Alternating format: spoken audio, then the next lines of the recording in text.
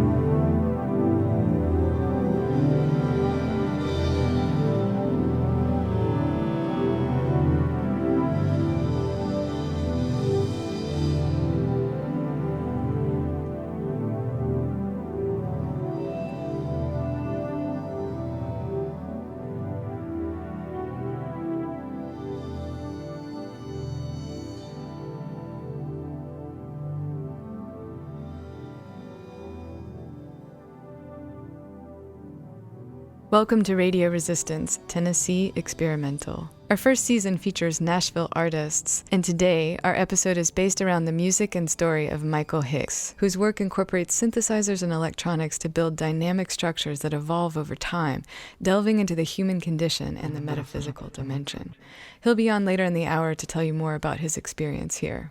I was so struck when I moved back to Nashville by the collaborative spirit of making music in Nashville, how strong that is. We started the hour with a 1987 composition Michael chose by minimalist artist Pep Yo Peace called La Nau dels Argonaut. Up next, we've got Band in Boston by Nashville Ambient Ensemble, the collective Michael Hix founded. We'll also hear 202-203-02 Saraband by one of Hix's favorite artists, Ryuichi Sakamoto.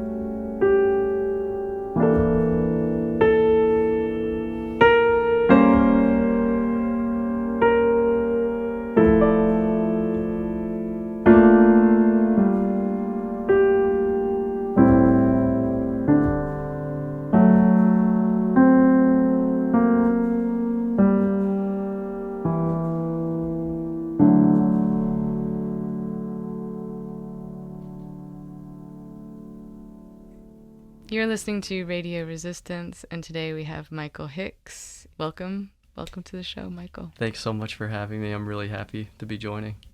I wanted to start with, well, I realized that we have like a shared love for William Basinski and the disintegration loops. And then I also read this short bio that you had online that said, you're interested in how music can evoke the human condition. And so I just wondered if you could, just to go right into it, like... That goes right to the heart of it for me. Yeah. If you could just share any thoughts on that. Yeah, that's one of the biggest milestones along the path for me, the disintegration loops. When I was a sophomore in college, that's about the time the disintegration loops came out, and I remember reading the Pitchfork review about it, checking it out.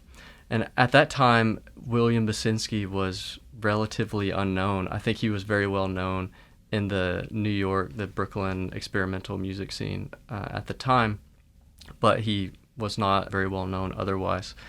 And you had to go to his website and listen to samples of it, and you would have to email him directly to purchase it.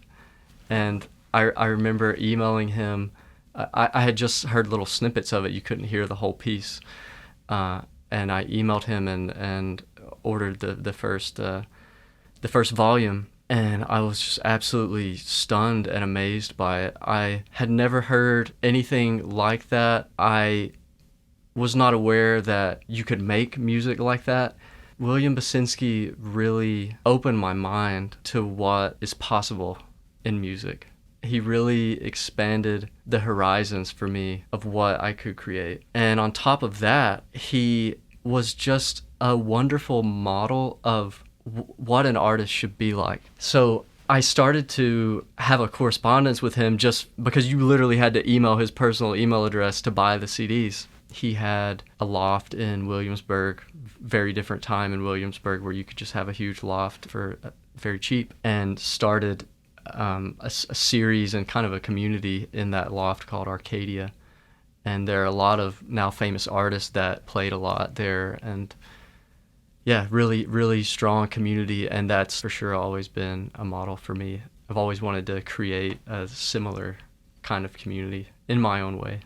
I think the best thing we can do as musicians and artists is try to set the conditions for our true nature to come through as much as possible. It can be easy as a musician to get caught in ideas of how our music should sound, or to start to try to aspire to have a certain kind of success or to fit into a certain kind of musical mold. And when we do those things, I feel personally, for me, I learned over time that it's blocking my true nature coming out in my music. It's very simple. If we can stay pure in that sense, the music that we will create, because it's coming from our true nature, can naturally respond to the human condition and can touch the human condition. I think that. If I say that I want to make music that really helps people, and I start to think about what kind of music that might be, it's going to turn out really terrible. But if I am just true to myself, I can have a better result, I think. And what is even better is if you are creating in that way in a pure sense of trying to be true to who you are, and then other people meet you in that moment as well, and you make something collectively from that space.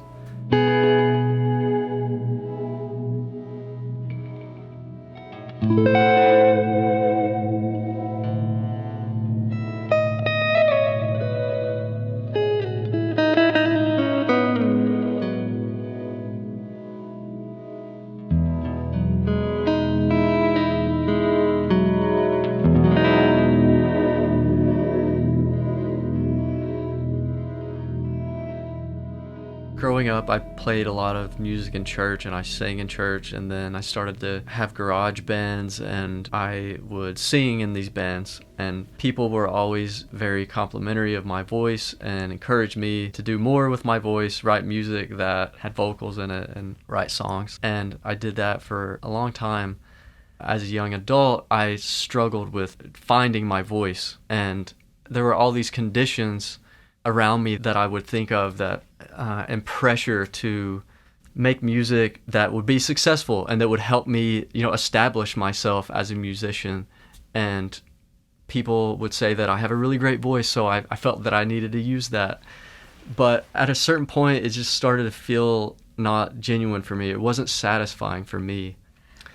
So yeah, for many years, I struggled with trying to find my voice, and I knew that I hadn't found it, and that was frustrating for me. I could hear it in my music that I was either trying to imitate others or I was trying to meet expectations for what others thought I should do with my music, or what I thought would be successful and what I thought other people would like.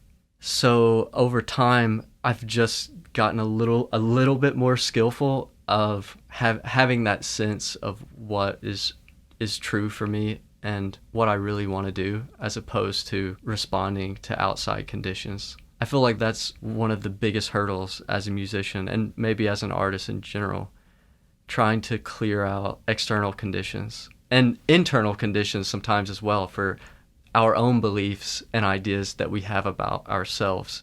I also had a band in college. It was called the Bird Ensemble, and we made an album at RCA Studio B. A friend of ours was in the audio engineering program at Belmont, so we had access to that amazing studio. And we recorded an album in there. It's instrumental music. It's kind of like post-rock, Appleseed Cast kind of stuff. It was a little college project, but there was a lot of positive response to it in our little circuit when it came out.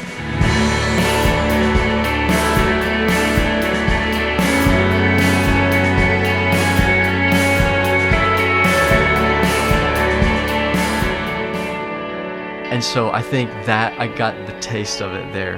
And even though that music wasn't super experimental, it was off the beaten path from what I was familiar with doing earlier in life. I had the experience of, this is it, and I've kind of struck something here.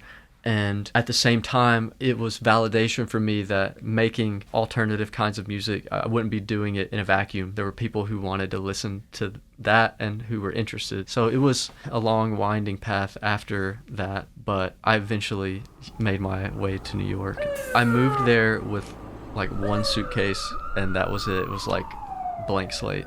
And it was a really fantastic time in my life. It was a really great decision for me. But making music was really challenging there.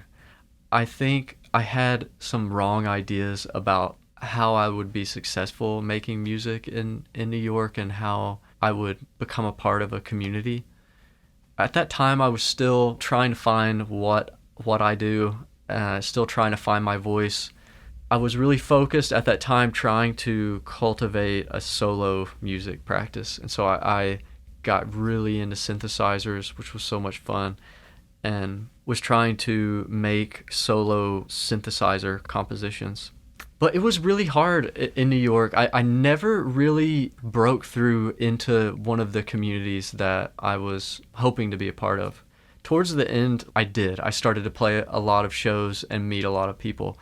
But for, I would say, 4 years, I don't know if it's that my music just wasn't at that place yet where people were responding to it, or a part of me thinks like I was thinking like, if I make music this way, that's what's gonna get people interested in, that's how I'm gonna get connected. But yeah, it was pretty tough, and I didn't find it to be a super collaborative place. It's just logistically very challenging to meet up with people and bring your gear, the subway. I saw a lot of amazing performances there, like on a weekly basis. And yeah, towards the end, I did start to meet some really great people and get connected. But I think my time in New York was just a lot of self-discovery, both personal and with my music as well. And I think that all of the work that I put in there eventually paid off with what we've been doing with the Nashville Ambient Ensemble.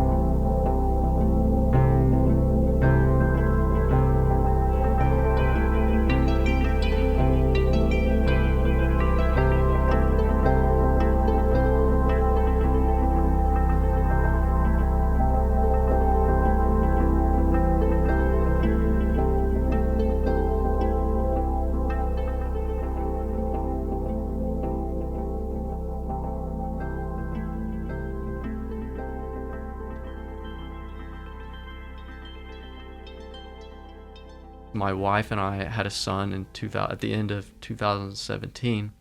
My wife is a painter and is from New York. And at first we were both determined to stay in New York, and I really wanted to stay. And then after about 6 months, my wife was like, "This is it. Like we should move back to Nashville." And yeah, I was pretty sad to leave New York at that time, but it's been one of the greatest decisions for us. My wife's paintings have her artistic practice has really just bloomed in an amazing way. And for me, I have so many friends here, and I've definitely reconnected with older friends, but what I didn't expect was I met this whole new music community and almost immediately became a part of it. And it's been an amazing experience. You know, sometimes we have to go on a journey like that, because the version of me before I left for New York, I wouldn't have had enough confidence. Like, I organized my first show back in Nashville. That night I met Diatom Deli, and Jack Silverman, and an old friend of mine, Tim and Capel, was there and suggested that we should jam. And that was the start of the Ensemble. The three of them became a part of the Ensemble. But the version of me prior to New York, I wouldn't have had the confidence to put that show together and to meet those people. So I kind of needed to branch out. I was so struck when I moved back to Nashville by the collaborative spirit of making music in Nashville, how strong that is. And I think just living in New York for several years, it was really a shock to me when I came back. That first show that I played that we talked about, where I met Deli and Jack. That night, my old friend Timon came up and suggested that we jam together. Jack introduced himself and said we should jam together, and I think Deli and I had a conversation as well about collaborating together or something. And it was a shock to me, because that had never happened to me in New York. I really caught that energy. I felt very energized by that and motivated to make something.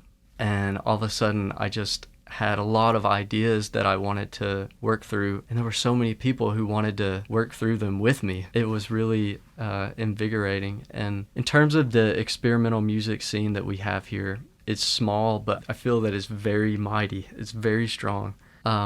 Again, there is really a focus on collaboration and very strong support from fellow artists. There's not a sense of competition very often. I feel that if you have success in our little scene, it's celebrated, and that is pretty special.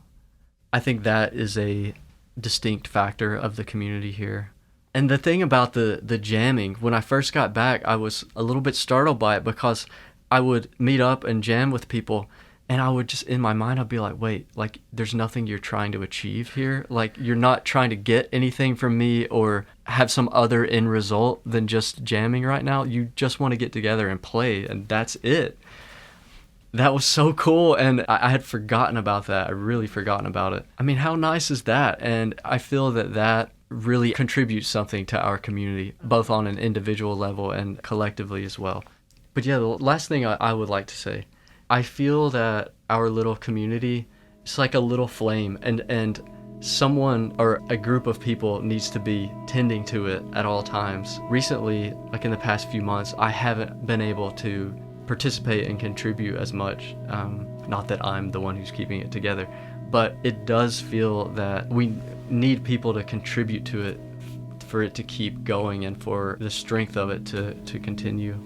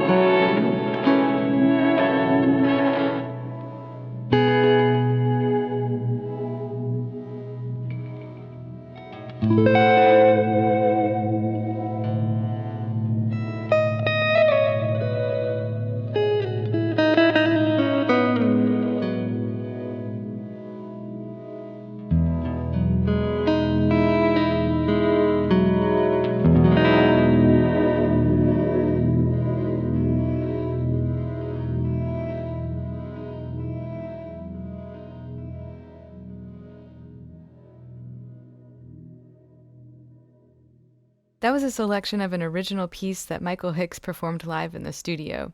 During the interview, you heard Coda by Nashville Ambient Ensemble. And up next, two songs picked by Michael. Sakale by Meropi, a collective that pairs Lithuanian folk tunes with electronic processing, and Ganchi by one of the pioneers of live computer music, Carl Stone.